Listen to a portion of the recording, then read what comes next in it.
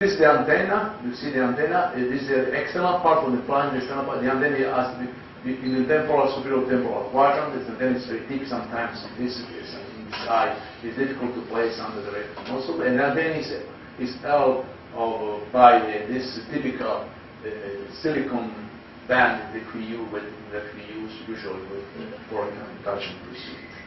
This is the heart of the implant. You see 6 electrodes covered by silicone sleeve and one silicone ring where we put some tack to fix the implant right on the macula, and with a silicone angle to move the implant.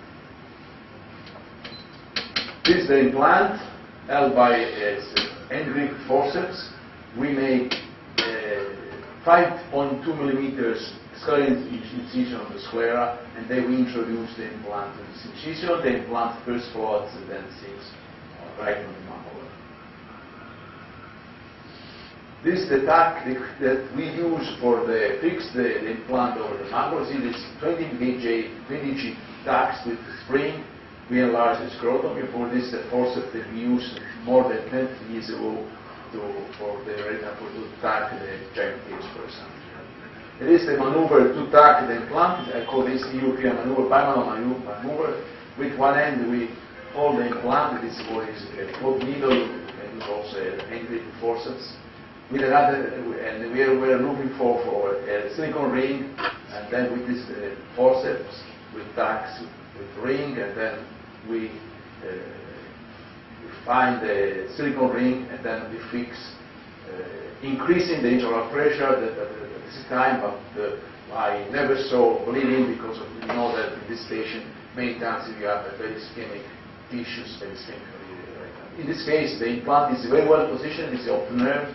This is right on the macula. This is the cable coming from the external part of the eye, connected with the coil. This was a typical aspect of the fundus of the retinitis pigmentosa patient, you see, but sometimes we found the staphylomas.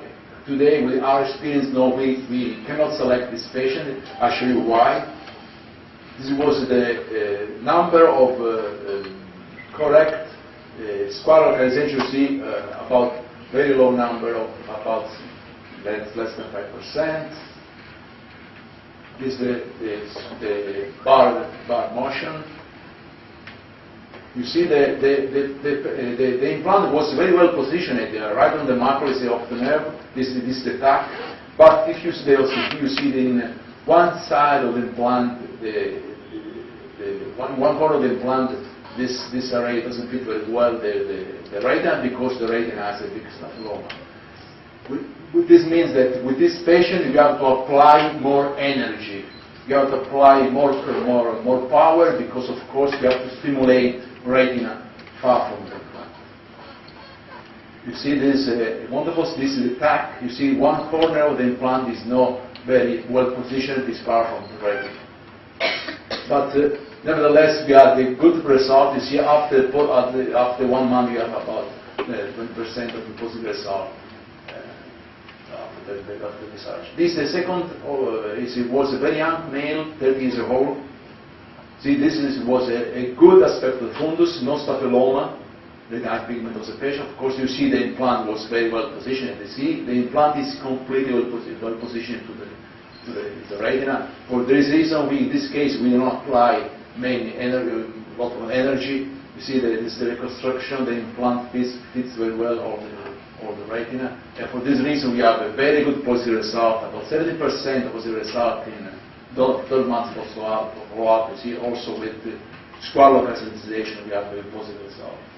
So this is this patient, this Filippo, 30 years old. Filippo was completely blind since more than 12 years. If Filippo can walk in the corridor of my clinic, can recognize this door, can see the light inside the door. I think it's a wonderful result. Every time that I see this movie, I feel very, very, very excited. So, I'd like to show you some research we're conducting today, some about color perception, eye acuity processing, and face tracking. For example, the purpose of the color perception research is to test if this subject, this patient, can perceive different colors, because we saw that stimulating different electrodes, we can have some colored phosphens. And we obtained 7 color combination. You see, one patient in 4 patients. Of course, all these results were painful. Another research is face tracking. This is very useful for patients who are dealing with the public. Of course, sometimes the office. High resolution imaging from the camera catch this image and then elaborate and send this white spot to the patient. Of course, the patient cannot see the face, but the patient can see what is the spot. So, with this software, the patient can see where his interlocutor. This is very, very useful because the patient can move his face towards this leg, for example. See, you change the position of the nurse, and the patient can indicate where is the nurse. And the last research is improving visual acuity to use a zoom. To use with this software, the patient arrived to about 1 point logomar. I show you this patient is reading words. This was the patient operated by Alain Sayer in Paris. It was during the first trial. You see, the patient can read this letter on the page. Of course, right on the white on the black board. So we are running a post-operative trial. We opened 5 centers in Germany, 1 center in Amsterdam, of course 1 center was in Pisa, 1 center was in Riyadh with Fernando Arevalo. This was the first patient operated by me and Fernando. This was a bruising of Regaled. Unfortunately, retinitis pigmentosa in Saudi Arabia has a great frequency because the consultant select many patients. See, of course, we have a great impact on the media after this operation. We opened a new site in US for the first time in Ann Arbor, in Michigan.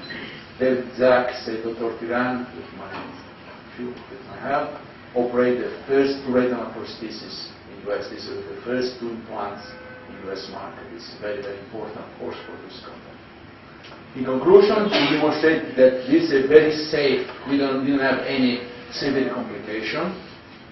We have some positive results, encouraging results, but the selection, the motivation of the patient and also of the relatives is very, very important.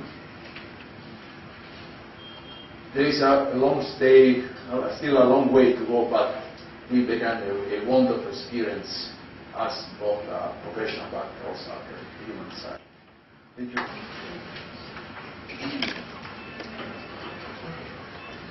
Yeah, that's a real wonderful work. So my question is that what are the ERG recordings of these patients in terms of photoreceptors of the scotopic and photopic?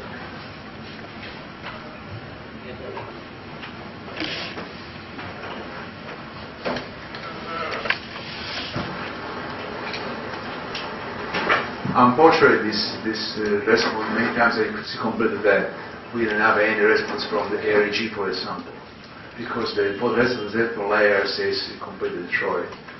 But the selection criteria are we base on selection on for example, low visual acuity, very length of perception, length of the eye. The eye has to be between 22.5 millimeters and 26 millimeters, because we exclude the long eye, very short eye, because the length of the cable is fixed. And another reason is we exclude the patient with large staphyloma. Many times these patients are very high myopia with large staphyloma. For this reason, this was excluded. But the selection, but I think the first and the most important thing is the motivation of the patient and the relatives, because of course you have to be very clear, discuss with the patient, because of course the resolution of the implant up to now is very low.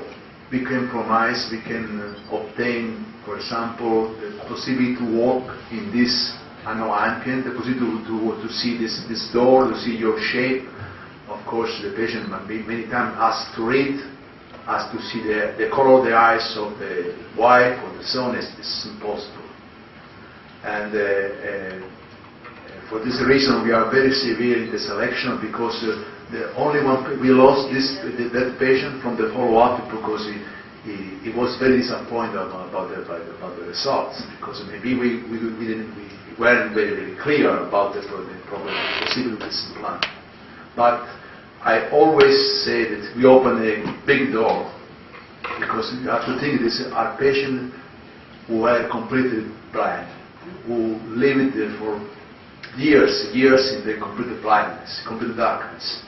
And of course, see another time the light, see the shape of this frame, for example, is a wonderful result. But coming back to your question, we don't care about, of course, LG or PMP results, because many times they are completely extinct. What is the minimum visual acuity for the patient to take part in the study? Yes, I think many of the patients on retinal pigmentosa are accompanied with the optic atrophy. So how do you select the patient? Yes, if the patient is 60 years of age, then maybe the patient may have optic atrophy then. Yes, but optic atrophy is secondary, to the photoreceptor layers. The short is the fiber nerve